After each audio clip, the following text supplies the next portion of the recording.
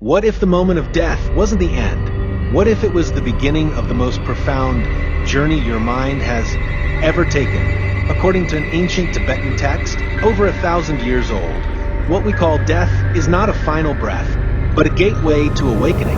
It's called the Bardo Thodol, often known in the West as the Tibetan Book of the Dead. But this isn't just some esoteric ritual read at funerals. It's a manual for dying, yes, but more importantly for living. In Tibetan tradition, there is a belief that the soul passes through 3 bardos or transitional states. And in that in-between space, you encounter visions not of angels or devils, but of your own mind, your fears, your desires, your attachments. Now imagine having a guide, someone trained to help you remain calm, aware, and focused as the illusions of the self begin to dissolve. This guide doesn't save you. They remind you that the radiant light you see is you. That clarity, that infinite stillness, that's your true nature. Not the body, not the thoughts, but the awareness beneath it all. And here's where it gets profound. Death, in this view, isn't a failure of biology. It's a chance, a rare chance, for liberation. But here's the question.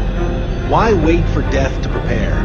What if the real message of the Bardo Thodol is that every ending in life is a mini-death, a breakup, a job loss, a moment of crisis? Each is a bardo, a passage between what was and what could be. Tibetan teachings urge us to live with this awareness daily, to meditate on impermanence, to greet each moment as if it were the last, because one day it will be.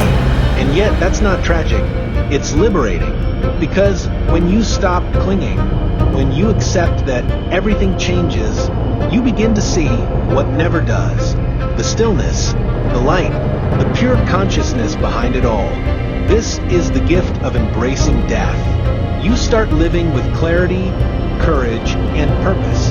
The Tibetan Book of the Dead isn't just about what happens after we die. It's about waking up before we die. So ask yourself, if today were your last day, how would you live it? Would you still be afraid or finally free?